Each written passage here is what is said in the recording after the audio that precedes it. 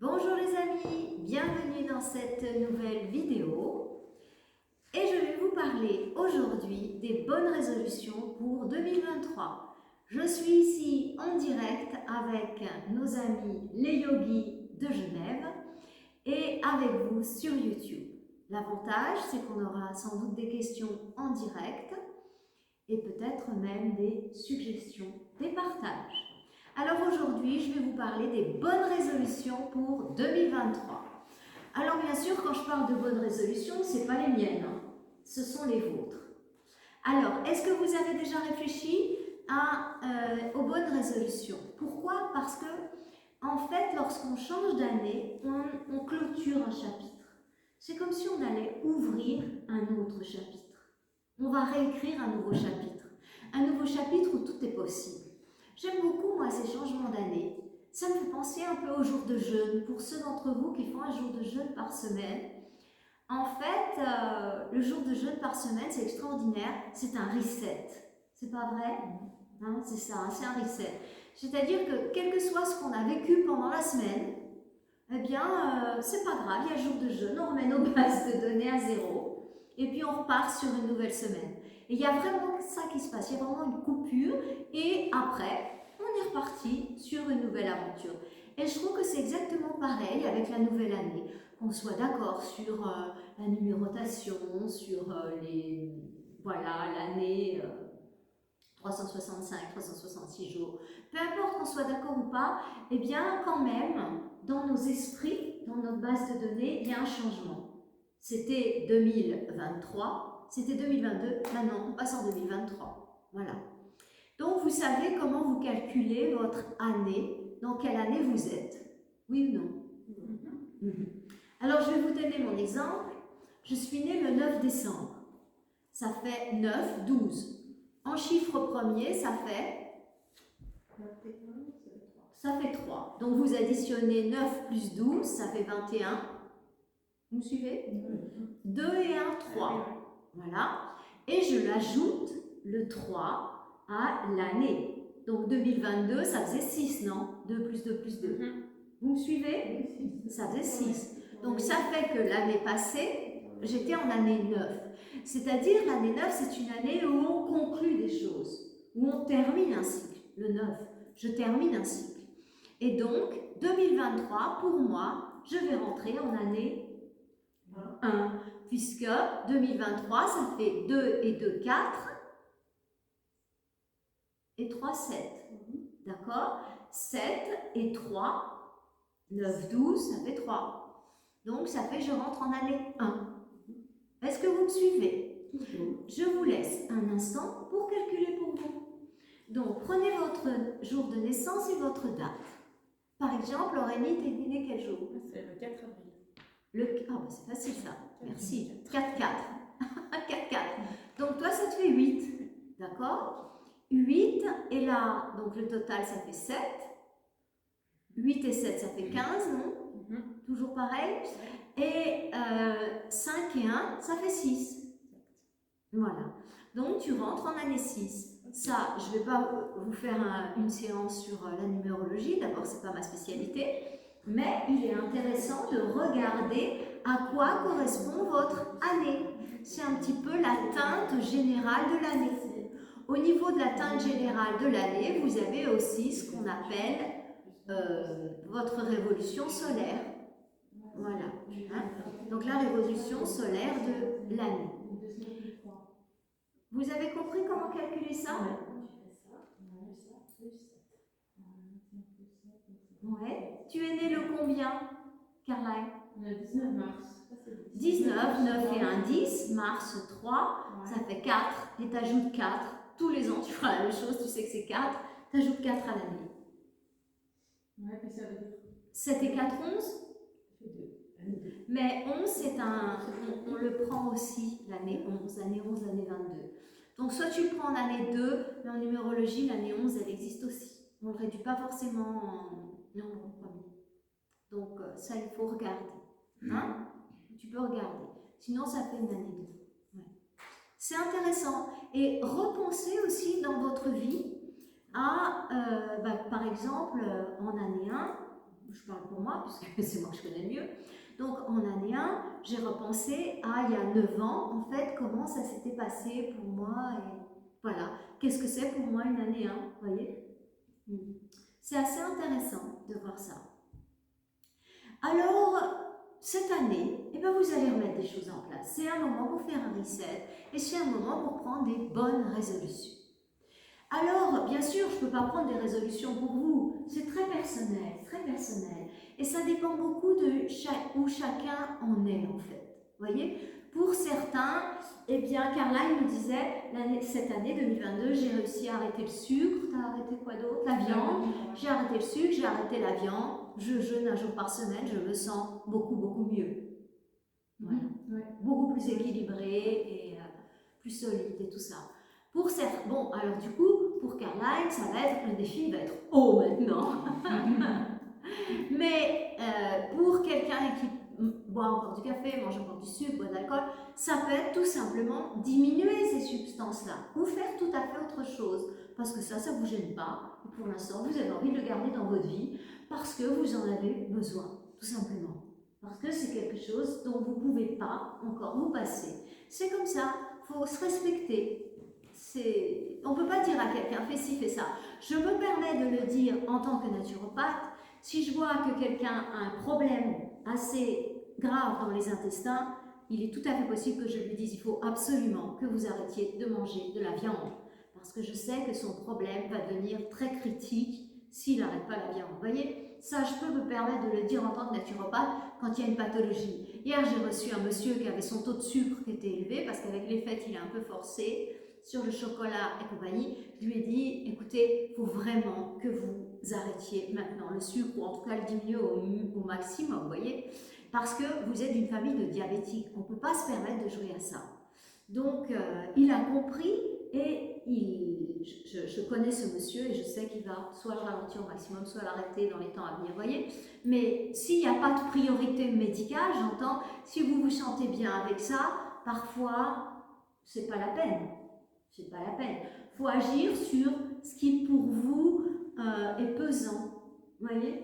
Ce qui pour vous est pesant, ces habitudes qu'on a qui sont, ça va pas, quoi, voyez. Je sais pas, par exemple, avant d'aller se coucher, eh ben, il y a beaucoup de gens qui vont fumer un joint, enfin, qui vont fumer, quoi. Donc, ben, ça, c'est pas une habitude fantastique, ni prendre un somnifère d'ailleurs, c'est une autre forme. Mais le mieux, ce serait peut-être d'aller voir un naturopathe, ce serait peut-être faire du yoga, faire de la sophrologie, ou bien voir un décodeur pour aller comprendre ce qu'il y a derrière cette insomnie, voyez. Donc, ce que je veux dire par là, c'est que je ne peux pas vous proposer quelque chose qui marche pour tout le monde parce que chacun en est là où il en est et c'est important de se respecter. S'aimer, c'est le plus important du monde. Vous voyez, s'aimer, c'est le plus important du monde. Donc, partant de là, je vais juste vous donner des pistes. Il y a certaines choses qui sont importantes. Comment on se nourrit. Oh, les petits oiseaux qui viennent nous faire clic-clic. Donc, comment on se nourrit, c'est très important. Oh, les moineaux, vous avez vu, ils viennent nous faire pique-pique à la fenêtre. C'est trop mignon. Et donc, l'alimentation que l'on mange, en fait, elle nous affecte aux différents niveaux. Parce que c'est une substance physique, mais c'est aussi une substance énergétique. Je vais vous donner un exemple. Lorsque vous mangez de la viande, on est à un siècle où on a reconnu la puissance de l'homéopathie. C'est complètement énergétique l'homéopathie. Il n'y a plus rien dans une granule, il y a seulement le spectre énergétique. C'est tellement dilué qu'il n'y a plus de substance physique. C'est une médecine qu'on peut appeler quantique. C'est une médecine purement énergétique. Et pourtant, c'est tellement fort l'homéopathie. Dans certains cas, on fait très attention avec les hautes dilutions parce que ça peut vraiment sonner quelqu'un. Excusez-moi, mais c'est très puissant. Donc, à un siècle où on connaît la puissance énergétique, eh bien, comment ne pas réaliser que quand on mange de la viande, un animal, eh bien, on mange en même temps l'horreur, la souffrance, le désespoir. Parce qu'un animal, vous savez, il a de l'instinct. Et je ne sais pas si vous avez déjà eu des animaux à la maison. Moi, j'ai vécu tout le temps avec des chats. Et mes chats, eh bien, vous savez que quand je donnais beaucoup de cours de yoga sur la planète, eh bien, avant le Covid, je voyageais beaucoup. J'avais un gros sac comme ça, et quand les chats voyaient le sac, ils se mettaient tous dans mon sac. Le gros chat persan, c'était bourré de poils, et en fait, ils se mettaient dans mon sac. Mais en fait, ils savaient déjà que j'allais partir. Mais vous savez ce que j'ai fait après? Ça me fendait le cœur de voir mes chats dans mon sac, tout triste comme ça. J'ai dit, bon, bah écoute, tant pis, je vais faire mon sac à la dernière minute. Moi, je ne peux pas supporter ça. Et bien, une semaine avant que je parte, ils étaient tous comme ça, les chats. Vous savez, on voyait qu'ils étaient tristes, quoi. Je n'avais même pas sorti mon sac, j'avais rien fait. Et ils le savaient. Comment ils savaient? Comment un animal qui va se faire tuer, qui va se faire emmener à l'abattoir, il ne le saurait pas? C'est impossible. Tous les gens qui avons vécu avec des animaux, on sait que c'est impossible. L'animal a un instinct. Et un animal qui va aller se faire tuer, qui va aller dans le comble de la barbarie qui est un abattoir, je vous assure, je vous jure qu'il le sait.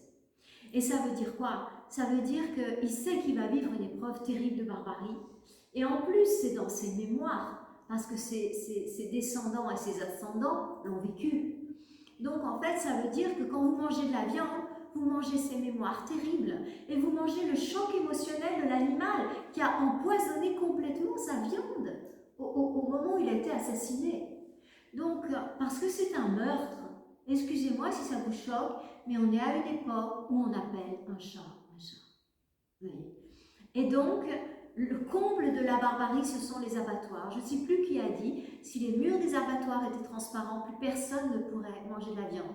Vous savez qu'on est obligé de leur mettre des tampons dans les oreilles, là, earblocks, comme on dit, des tampons, des doubles, pour pas qu'ils entendent tellement c'est horrible, les hurlements des animaux. On leur met des doubles tampons dans les oreilles pour que les gens ne deviennent pas fous, ceux qui travaillent dans les abattoirs, tellement c'est horrible.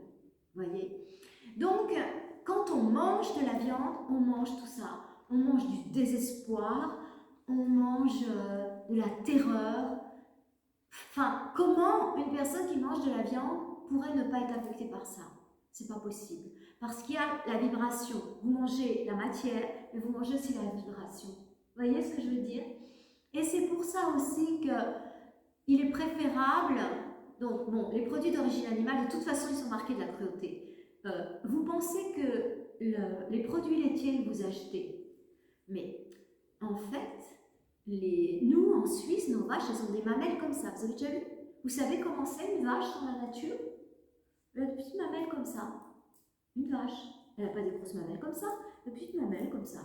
Je vous le dis parce que comme je vis en Espagne, je vois régulièrement des vaches et toutes ces équipes-là, ils les élèvent pour la viande. Donc en fait, les vaches, elles bêlent de temps en temps, mais elles retrouvent des mamelles normales, quoi. Ouais. Et en fait, nos vaches sont super maltraitées, elles arrivent à peine à marcher, tellement elles ont ces grosses mamelles. Et on dit, oui, mais c'est des vaches à lait. Oui, mais c'est à cause de qui les vaches à lait? C'est à cause de nous. Parce que, et en plus, elles ne voient même plus le taureau, elles sont inséminées artificiellement. Le vétérinaire, il met le bras dans l'utérus dans le vagin de la vache. Ben voyons, c'est une bête, tant pis pour elle. Je sais pas moi, mais enfin, il faut un peu de conscience, il faut un peu de respect quand même. Et c'est comme ça qu'on a notre bon lait bien blanc, vous voyez? Et une vache, eh bien, laitière, elle dure un maximum 8 ans. Sa durée de vie est diminuée par 2, hein, parce qu'elle vèle tous les ans. On n'a pas de lait quand on n'a pas de bébé. Enfin, les femmes, vous le savez, on n'a pas du lait dans nos seins maintenant. On en a quand on a un bébé. Donc c'est pareil les vaches.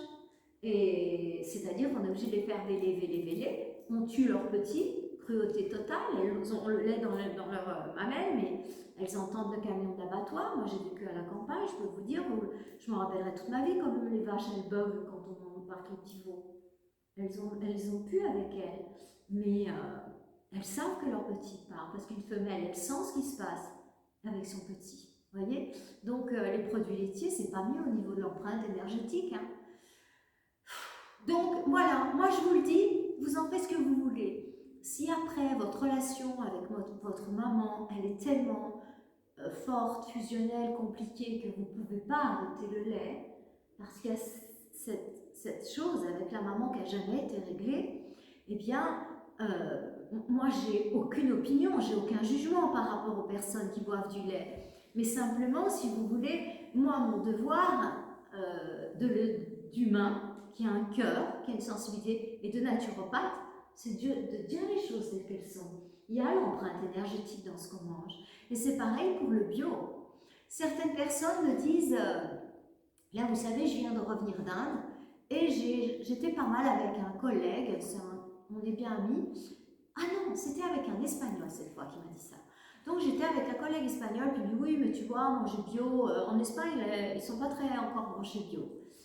Et donc il me dit oui, mais tu vois, toi tu manges bio, mais le champ d'à côté, il asperge, et puis pour finir, le bio, c'est pas bio.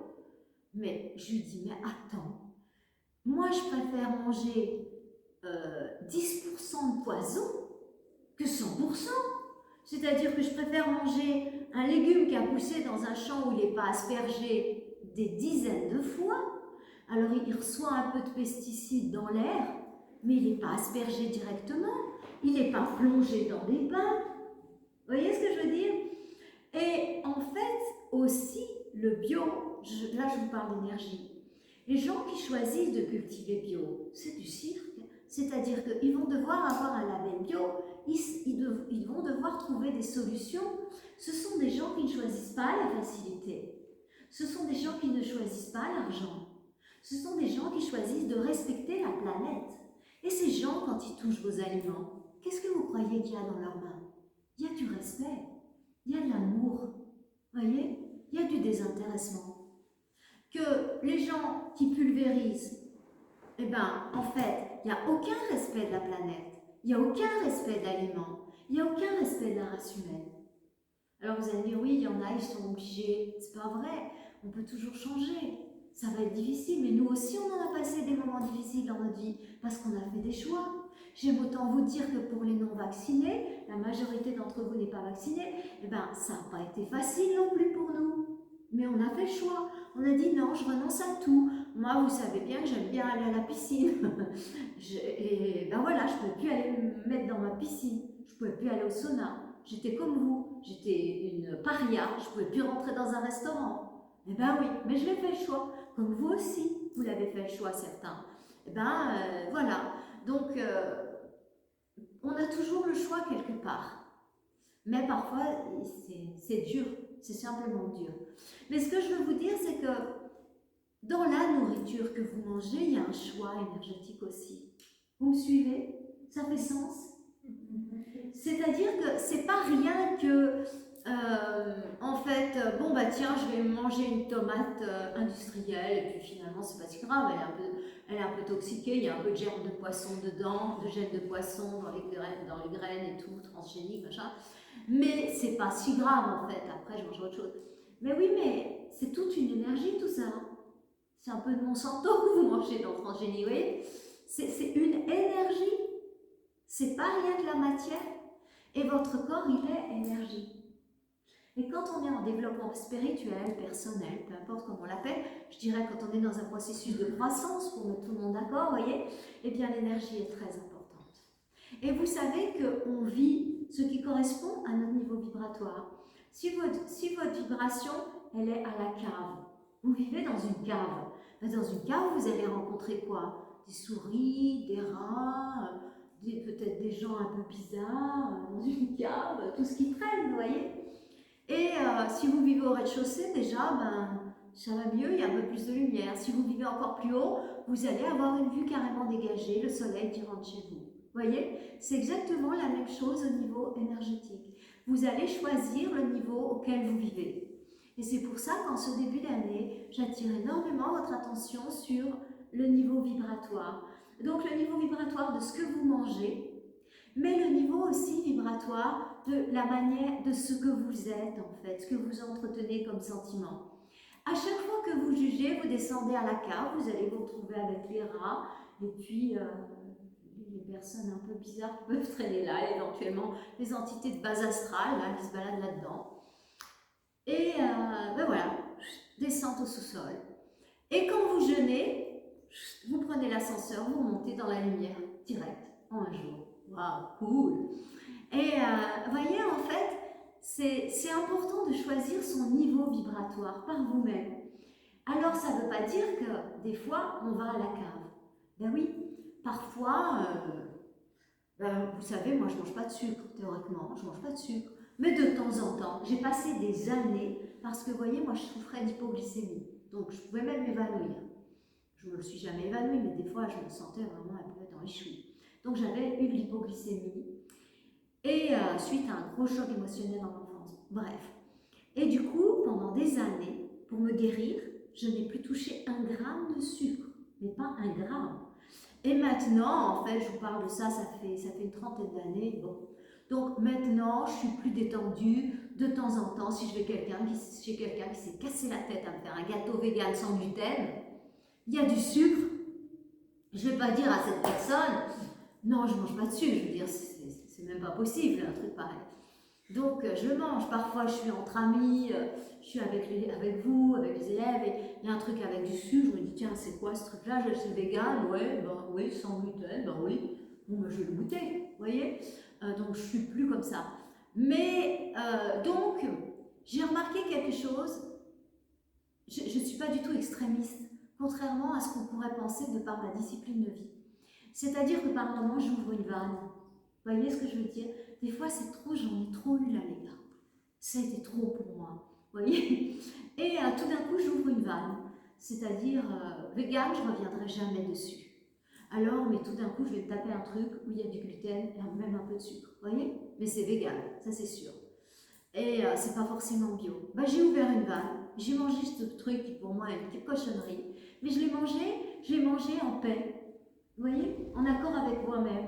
En me disant, bah, ça va me faire du bien, parce que là, sinon, je me mets à mal délirer. Là, ça va pas du tout. Donc, vous voyez, ça me fait penser à une chose.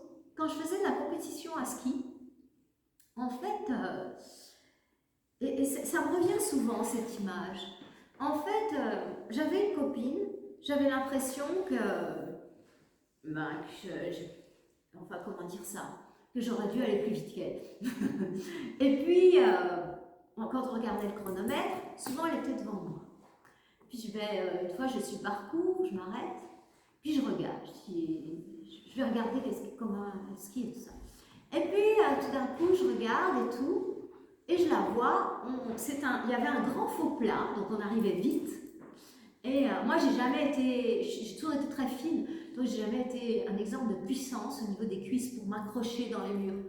Et du coup, en fait, quand on arrive vite en ski, et qu'on arrive dans un mur, quoi, et qu'il y a des ports très rapprochés, il faut vraiment des cuisses en béton pour arriver à tenir nos appuis et à ne pas quitter ce qu'on appelle la ligne de course. Donc la ligne de course.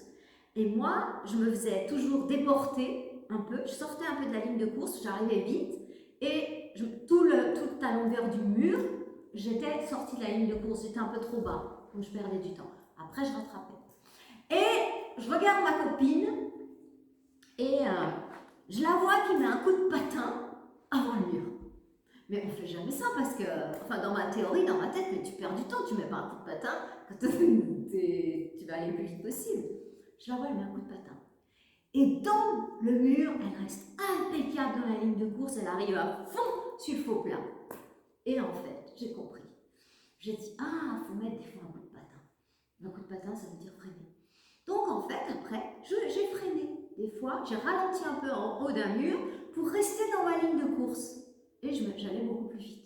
Parce que j'arrivais en bout de bas du mur, j'avais vraiment la vitesse. Et c'est une expérience qui m'est arrivée en ski, mais ça m'est resté dans la vie. C'est-à-dire que parfois, il faut lâcher. Parce qu'on va être encore meilleur après. Vous me suivez? N'oubliez pas la fontaine, le chêne et le roseau. Donc prenez des bonnes résolutions. Voilà, prenez des bonnes résolutions. Mais de temps en temps, mettez un coup de frein. Vous voyez ce que je veux dire? Vous en avez envie, vous avez besoin de vous taper ce gâteau. Tapez-vous ce gâteau. C'est pas la fin du monde. Vous culpabilisez pas pendant 3 mois et demi. Vous vous êtes tapé ce gâteau, ça vous a fait lâcher quelque chose, vous allez aller mieux. Vous voyez? Il y a des choses pour moi, je ne peux pas manger les animaux, je ne supporte même plus l'odeur, même plus le goût, c'est ma philosophie. Je ne reviens pas sur ma philosophie et ça ne me fera jamais plaisir de manger une saucisse, ça c'est sûr. Mais pour le reste, le gluten, le sucre, qui sont des choses finalement qui sont pour nous, hein, pour notre niveau vibratoire, pour nous et pour notre environnement aussi, puisque de notre vibration, nous les femmes, Ben, dépend de la famille un peu, hein. C'est pas une surprise. Et du coup, voilà. Donc, j'essaye de vous dire, d'entendre ce que je vous dis avec beaucoup d'amour et de légèreté. Vous voyez ce que je veux dire? C'est-à-dire que c'est vraiment cette fameuse voie du milieu. Il y a des moments où quand on jeûne, on se dit, ben, je vais jeûner là. Je jeûne un jour par semaine.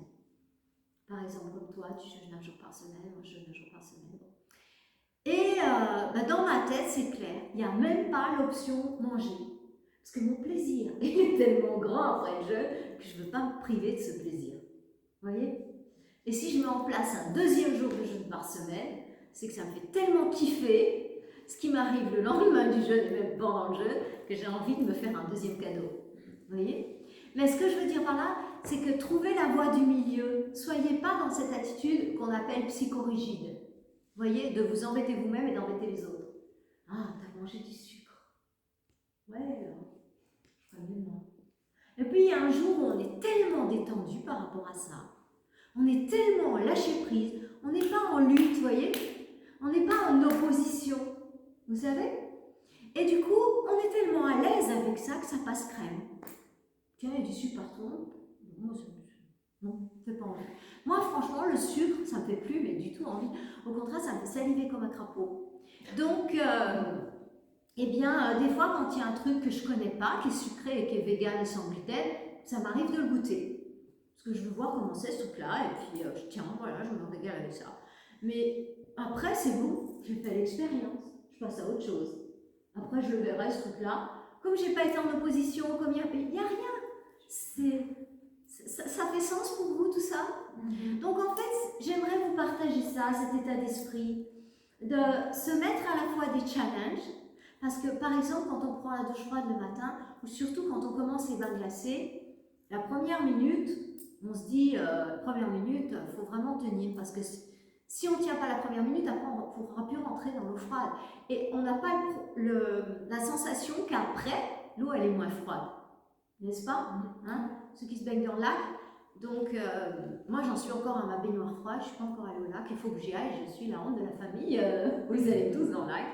Mais la première minute, elle est froide, et là, il faut être déterminé dans sa tête, c'est sûr, je reste. Moi, la première fois que je suis allée dans le bain froid, vous savez que je prends des douches froides depuis maintenant un certain temps, tous les matins, je ne touche plus jamais à l'eau chaude le matin, et bien, je me suis dit, ma première premier bain froid, bah tiens, j'y vais avec 5 minutes. Et je me suis mis mon réveil, j'étais comme ça avec le réveil. Et voilà, j'étais concentrée dans la partie interne de moi, ma partie qui est chaude, ma partie lumière, quoi. Et ben, j'ai dû avoir la force, la détermination. Vous voyez ce que je veux dire? Vous me suivez? C'est vraiment la voie du milieu. C'est pas, oh, je m'écoute, ouais, cool, un petit pet, ouais, je fais ce que je sens, tiens, allez, je me descends la boîte de loukoum parce que j'en ai envie, puis après, tiens, je vais me taper un petit coup de blanc, et puis non, je sais pas si on voit des loukoums. Je sais pas ce qu'on voit comme alcool avec les loukoums, mais je suis pas très spécialiste, jamais aimé l'alcool, vous savez. Mais enfin bref, vous voyez, il y a la voie du milieu. Il y a ceux qui s'écoutent complètement. Alors ils écoutent la bête, c'est-à-dire il va vous proposer tous les pires trucs, quoi. Et après vous vous sentez très mal parce que du coup au niveau émotionnel, votre émotionnel il est incontrôlable. Et puis il y a l'autre extrême, le psychorigide. Donc en fait c'est vraiment important de trouver votre voie du milieu, de trouver votre voie d'équilibre. Alors dans cette discipline de vie, en 2023, je vous propose une certaine réflexion par rapport à la qualité des aliments que vous mangez, la quantité. Vous savez que sur cette planète, il y a deux manières de mourir. Sous-alimenté, il y a toute une partie de la planète qui meurt de faim, et il y a toute l'autre partie de la planète qui meurt d'excès de nourriture. Les accidents cardiovasculaires, c'est ce qui tue le plus en Suisse. Hein. Donc, cherchez pas trop loin, c'est je bouffe trop et mal. Accident cardiovasculaire. Hein. Donc, il n'y a pas photo. Alors, en revanche, les études nous prouvent qu'une personne qui mange peu vit plus longtemps. Une personne ou un rat, expérience en laboratoire, qui mange peu va vivre beaucoup plus longtemps. Une personne qui mange beaucoup. Donc, en fait, on sait que le surpoids, c'est une manière de raccourcir son temps de vie. Alors, je veux vous dire par là que peut-être vous pouvez diminuer vos prises alimentaires. Personnellement, je prends deux fois à manger par jour. Je mange le matin, mon petit déjeuner. Souvent, je prends un jus et puis après des fruits. Et puis, je remange autour des 1 heure. Voilà. Et en général, je termine mon repas de 2h, 2h moins quart, parce que j'ai mon premier patient en général à 2h. Et là, je ne remange plus. J'essaie de ne plus manger jusqu'au lendemain matin. Donc, parfois, je vais faire une exception. Il y a quelqu'un qui m'apporte un truc, je ne sais pas, j'ai un monsieur qui m'avait ramené une cagette de mandarines d'Italie, super bonne. Alors, j'en ai goûté une avec lui, c'était l'après-midi. Voilà. Mais sinon, j'essaye de me garder ça, de ne pas manger après 2h l'après-midi. Parce que j'ai étudié la médecine chinoise, je comprends bien l'histoire des méridiens, et je sais qu'il est très judicieux d'aller se coucher le ventre vide et digestion d'un repas classique, c'est 6 à 8 heures quand même, hein, pour que ça fasse tout le tour. Donc, moi, si je finis à 2h, vous voyez, je peux aller me coucher à 10h tranquille, et puis ça aura fait le tour. Donc ça veut dire que pendant la nuit, au lieu d'être en train de digérer et que le système sanguin soit à fond, eh bien l'énergie du corps va être mobilisée pour réparer les organes. C'est important. Parce que si vous mangez toujours, en fait, je suis sur le terrain, je suis quelqu'un de terrain, je ne suis pas une théoricienne, donc je sais comment ça fait. Il y a beaucoup de gens, ils mangent le petit déjeuner à l'arrache, un croissant, tartine au miel, un truc comme ça. Donc, après, à 10h, évidemment, que quand on a mangé des céréales le matin, que ce soit des croissants, que ce soit des trucs au lait, là, qu'on mélange avec le lait, Bircher, machin, eh ben, peu importe, à 10h, on a faim, c'est évident. Donc, parce qu'il y a eu un afflux de sucre rapide, avec tous ces trucs qu'ils appellent les céréales, là, dans les rayons, il y a du sucre partout, à peu près. Donc ça, c'est sûr que ça vous fait monter votre glycémie, après elle descend, c'est la garantie qu'à 10h, vous avez faim. Donc à 10h, les gens qui mangent comme ça, vous êtes sûr qu'ils vont être obligés de reprendre quelque chose ou un café ou quelque chose dans lequel ils vont mettre du sucre. Donc ça y est, c'est reparti pour l'appareil digestif. Vas-y Totor, deuxième round. Ensuite, comme ils ont mangé un truc souvent sucré à 10h, vous voyez, qu'est-ce qu'ils mangent? Il y en a, ils mangent des petits croissants, il y en a, ils vont à la cafette, ils se prennent une petite compote, un petit flan, un petit pain au chocolat, qu'est-ce que j'entends encore? Les plus sages prennent un fruit, vous voyez. Bon.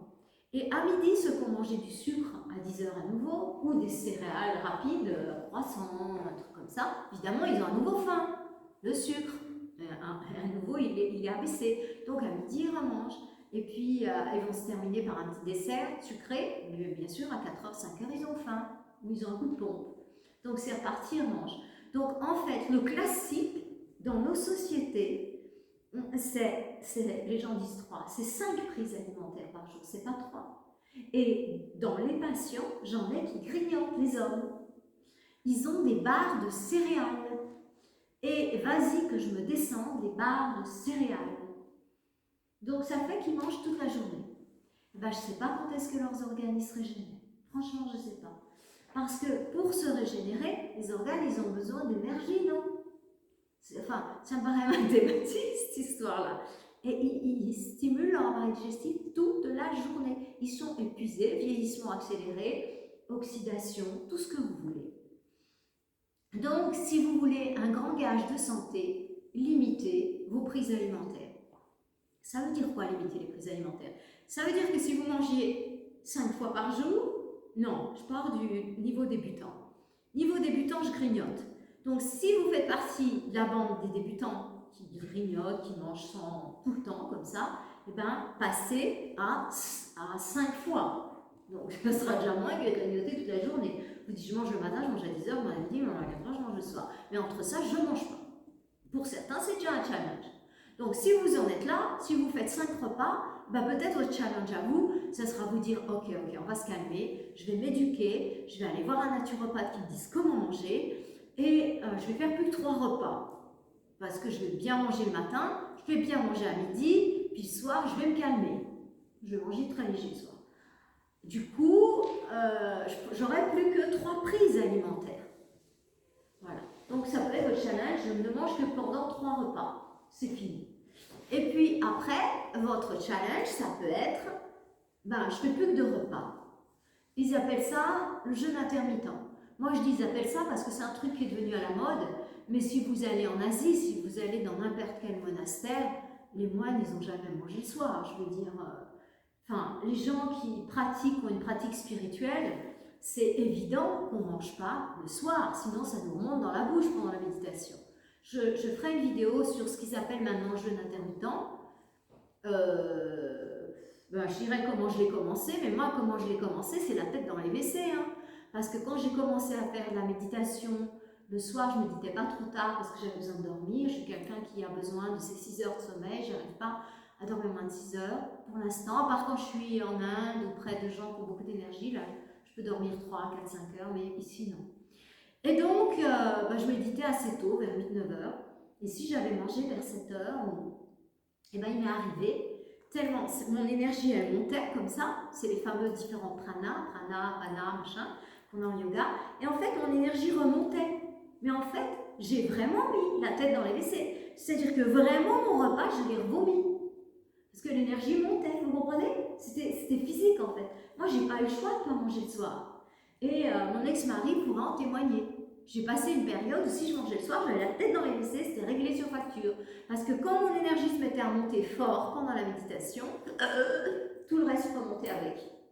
En fait, pour la pratique spirituelle, c'est impossible. Et puis souvent, beaucoup de yogis ont fait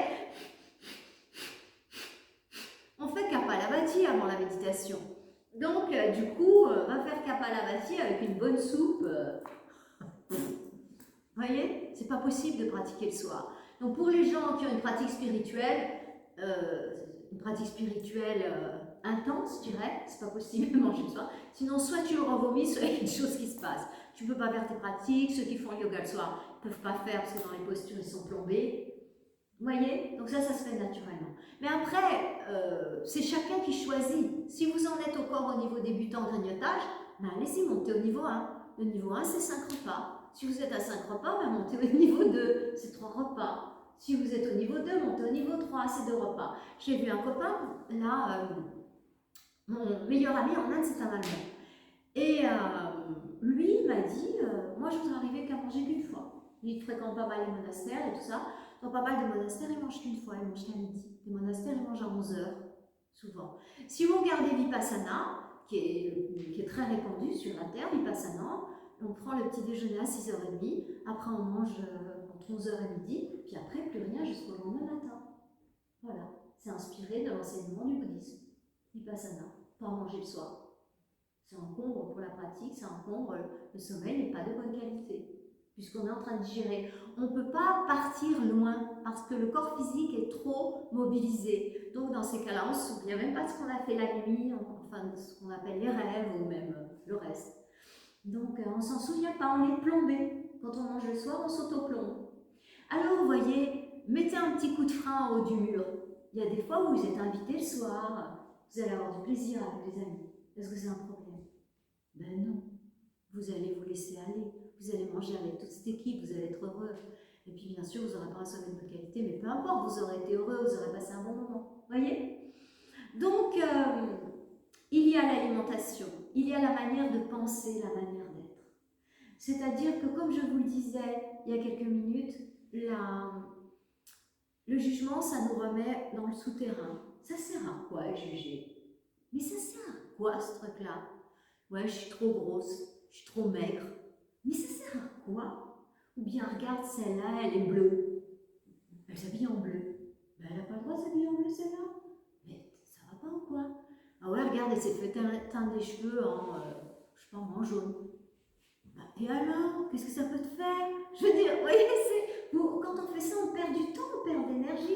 La solution, c'est pas de se regarder dans le miroir et se dire, j'ai grossi, regarde, j'ai du bide. Ben, tu te regardes dans le miroir, tu te dis, ah ouais, ok, j'ai du bide, ça c'est une constatation. Et dire, tiens, je vais me remettre à faire un peu de sport. Je vais aller à la piscine, tiens, j'aime bien l'aquagym, je vais aller à l'aquagym. Vous voyez, c'est ça la solution. C'est pas de se grétiller et de regarder, ah ouais, mais t'es moche là, ma vieille t'es grosse, ou bien t'es maigre, regarde, t'as les seins qui tombent maintenant. Oh, mais c'est pas ça. Si je vais aller nager, je vais faire des exercices pour stimuler les muscles, là, remonter un peu la poitrine. Je vais trouver des solutions, les gars. C'est pas de dire, ouais, regarde, j'ai du bide, je vieillis. Ouais, mais il y en avait plus vieilles que toi, je te le dis, ils n'ont pas de bide, hein. Donc c'est peut-être pas l'âge, hein. c'est autre chose. Donc, voyez, soyons positifs. Jugement ne sert à rien, on passe à autre chose. Donc, regarder les autres, se dire, oh, elle a ça, j'aimerais bien, ça ne sert à rien non plus. Vous ne compliquez pas la vie, vous perdez du temps, vous perdez de l'énergie. Si elle l'a, c'est bien pour elle. Et vous, vous choisissez quelque chose qui sera bien pour vous. Vous vous imaginez déjà avec ça. Vous vous imaginez, comme l'enseigne Joe Dispenza, tous ces gens de la physique quantique, pour imprimer la matrice, je m'imagine que je l'ai déjà, c'est-à-dire je me sens dans un corps mince, tonique, beau. Tous les soirs, je me sens dans ce corps, comment ça fait, tout ça, et je le construis. Et du coup, les ressources vont venir et je vais y arriver. Le reste, ça ne sert à rien. C'est de la perte de temps. Arrêtez de perdre votre temps parce qu'on n'en a pas tant que ça. Ça passe vite le temps. Vous vous en rappelez quand vous aviez 20 ans? Pourtant, vous ici, vous n'êtes pas vieux. Donc, bah oui, mais c'était peut-être il y a 10 ans, c'était peut-être il y a 20 ans, il y a 30 ans. Vous voyez? Donc, bah, ça passe assez vite quand même. Hein. Donc, le temps, il passe vite. Ne perdons pas notre temps à dire des conneries comme ça. Ouais, je suis comme ci, je suis comme ça. Ben oui, on trouve des solutions. On va y arriver. Surtout qu'on vit à un siècle où les solutions, elles sont là. Non? Donc, voilà. Alors, essayez d'avoir toujours cette capacité à voir le verre toujours plutôt plein que plutôt vide. Regardez toujours dans les gens tout ce qui va bien. Et inspirez-vous de ce qui va bien. Au lieu de regarder et puis de vous dire, je sais pas moi, regarde. Ben moi, vous voyez, comme je suis prof de yoga, il y a un truc qui me... Mince, commence à se voûter. Alors moi, je me fais tout mon cinéma dans la tête, alors ça va me bien respirer, tout ça. Donc voilà, cette personne, ah non, il faut qu'elle se remette droite. Et, ben oui, mais au lieu de penser à ça, ben trouvons des solutions. Vous voyez ce que je veux dire? Perdons pas notre temps à dire, oui, ben regarde, tu te voûtes. Et... Non, peut-être tu peux faire un peu de yoga. Et puis comme ça va revenir. Tout est possible, on vit dans une société où il y en a toutes les ressources. Donc, moi, il y a des femmes qui disent, oui, mais tu vois, j'ai grossi parce que j'ai accouché. Pardon, ma plus belle élève, elle avait eu 3 enfants, cette fille. Maintenant, je ne la vois plus, elle était à Wilson. Elle avait eu 3 enfants, elle avait un ventre, on voyait presque les tablettes de chocolat. Et elle avait, c'était une maman de 3 enfants. Elle avait, je ne sais pas, peut-être 35, 38, je crois. Mais tout est possible. On a les jeux, on a le jeu en main. Jouons, choisissons, faisons les bons choix. Voyez. Donc entretenez des pensées positives. Soyez positive avec les gens. Regardez leurs bons côtés. Ils ont tous des bons côtés. Vous venez, chaque personne ici vient de me raconter ce qu'elle a eu de super cette année 2022. Inspirez-vous de cette personne. Inspirez-vous du bon qu'il y a en elle. Au lieu de regarder ses cheveux secs, ou bien, je sais pas moi, sa peau terne, eh bien, regardez ce qu'elle a et que vous n'avez pas, et inspirez-vous d'elle. Parce que cette personne, peut-être que elle sait super bien faire quelque chose, c'est une super maman, c'est une super collègue, c'est quelqu'un qui est toujours à l'heure, qui est toujours là pour vous aider. Et oui, ben, inspirez-vous de ça au lieu de regarder ce qui ne va pas, les amis. C'est pas mal, non, comme ça? Et du coup, ben, cette année 2023, essayons d'en faire une année où on libère des choses. Vous savez, dans l'appartement, eh bien, parfois on doit jeter des trucs. Vous savez, on a envie de faire du neuf, on balance tout ça. Et bien, en fait, cette année, moi, ce que je vous propose, c'est de faire de la place, de faire de l'espace, d'enlever tous ces trucs de la personnalité, là, qui nous prennent du temps, qui nous prennent de l'énergie. Peut-être aussi, t'es pas assez ça, il est trop ci, il n'est pas assez ça. Et puis, vas-y, que je m'enfile. À chaque fois que je vais pas bien, ben, je prends une barre de, je sais pas quoi, là. Je sais pas, je les connais pas, j'en mange pas de ces barres, mais il y a des barres comme ça qui mangent les gens. Au chocolat, vous connaissez une barre au chocolat? Du Mars, des Twitter, je sais pas quoi, non? Voilà, donc Twint. Et ben, au lieu de prendre la barre de Mars, et ben, achetez-vous des bananes séchées, les amis, ça a la même forme, tapez-vous une banane séchée, je sais pas moi. Vous voyez, mais faites de la place, lâchez ces choses-là. Vous allez voir, vous êtes tellement plus heureux, tellement plus heureux. Donc, l'attitude intérieure, la manière dont on s'alimente, dont on vit, et la manière dont on se comporte avec les autres, et surtout avec soi-même, c'est essentiel. Parce que la manière dont on se comporte avec soi-même fait miroir, en fait. Hein. Donc, suivant comment on se traite, ben, c'est comment vont nous traiter les gens. Si on se traite sans respect, qu'on mange les barres de machin, là, qu'on se lave une fois tous les 36 du mois, que, je sais pas, on fait des trucs vraiment où on ne se respecte pas soi-même, vous voyez, eh bien les autres, ils ne vont pas nous respecter et ça fait l'effet de miroir. Si on est trop dur avec soi-même, eh bien les autres, ils seront durs avec nous. Quand vous avez quelque chose à reprocher à quelqu'un, rappelez-vous qu'il est votre miroir. C'est quelque chose que vous faites vivre à vous-même. Vous ne l'avez pas réalisé. Rappelez-vous du principe du miroir. La vie nous apprend. Donc, je dirais qu'il y a une chose qui est, et je vais en terminer là pour ne pas faire trop long, je dirais qu'il y a une chose qui est très importante aussi, à mettre en pratique maintenant, peut-être plus que jamais. Ça commence par un R. C'est là.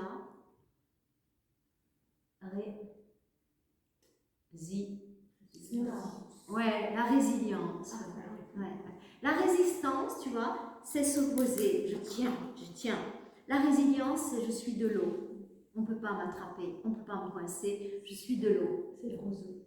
C'est le fameux chêne et le roseau. La résistance, c'est le chêne. Il va craquer un jour, quand la pression soit trop grande. Et la résilience, c'est le roseau. Je me plie. Si une situation est négative, mais que je ne peux rien changer, parce que c'est pas dans mon pouvoir, c'est comme ça. Je traverse un quartier, ça pue.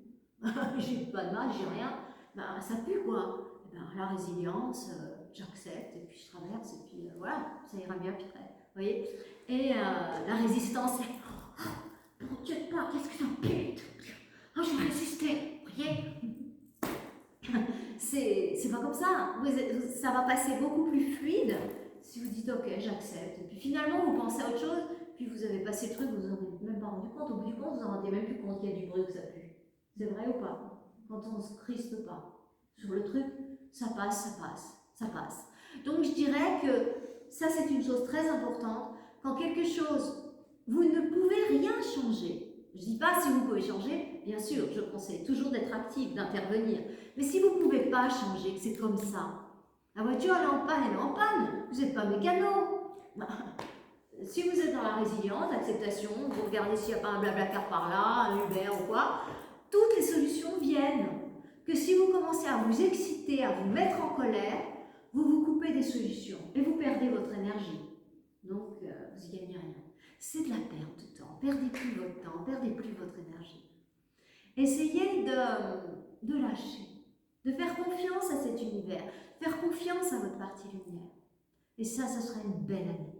Quoi qu'il nous attende, quand on est résilient, quand on est confiant, qu'est-ce qui peut nous arriver?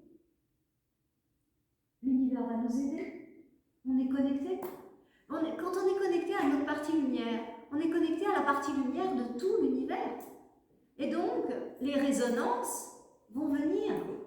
Moi, j'ai une confiance totale, en fait. Et bien, même s'il y a des choses terribles qui se passent là, dans les 2 ans à venir, je me dis que, de toute façon, je serai toujours au bon endroit au bon moment. J'en ai la certitude absolue. Je ne me prends pas la tête. Je sais que je serai au bon endroit au bon moment. Je ne vais pas me compliquer. Je ne vais pas me construire un abri. Vous savez, vous la connaissez, l'histoire de celui qui était fataliste. Je pense que ça vient des Védas, parce qu'on entend beaucoup en Inde cette histoire. Et ces 2 gars, il y en a un qui est fataliste et puis l'autre qui est très intellectuel finalement. Et puis, ils partent se balader ensemble, ils marchent sur les chemins, arrive le soir, et puis l'intellectuel, il va se coucher dans l'herbe qui est à côté du chemin, vous savez. Il va se coucher là, et puis l'autre qui est fataliste, lui, il se couche sur le chemin. Et puis l'intellectuel, il lui dit non mais tu vas pas te coucher sur le chemin parce que tu vas te faire renverser. S'il y a une diligence qui passe, tu vas te faire écraser toi. Et puis l'autre, le fataliste, il lui dit non, moi je crois pas comme ça. Je pense que si c'est mon heure, où que je sois, de toute façon, je me ferai écraser. Où que je sois, ça sera fini. Puis l'autre, il maugrait un petit peu, vous connaissez l'histoire, vous avez sans doute affronté ce genre de situation. Enfin, pas la même, mais je veux dire dans le même ordre d'idée. Donc on dit rien, puis on fait ce qu'on a envie de faire. Alors lui, il fait exactement ça, il s'allonge sur le chemin, vous voyez, comme ça. Puis de toute façon, il n'y a pas grand monde qui passe là. Puis l'autre, il se met lui, bien dans le talus, vous voyez, bien rangé, pas du tout sur la route. Hein. Ouais. Et puis, pendant la nuit, il y a une diligence qui arrive, pas très éclairée à cette époque-là. Hein. Et puis, la diligence, au dernier moment, elle voit le gars allongé au milieu. Alors du coup, elle met un coup de, enfin, excusez-moi de dire volant, je ne sais pas comment on dit, hein, un coup de cheval, un coup de, c'est les rênes, un coup de rêne. Et qu'est-ce qu'elle fait? Elle écrase celui qui était dans le talus. C'est quand même de la faute de celui qui était sur le cheval. Vous voyez, enfin, ouais, mais dans l'absolu, en fait, voilà, c'est que si c'est ton heure, Exactement. Voilà, donc soyons confiants parce que de toute façon l'univers va répondre. L'autre il était sur le chemin mais il était dans la confiance totale en fait.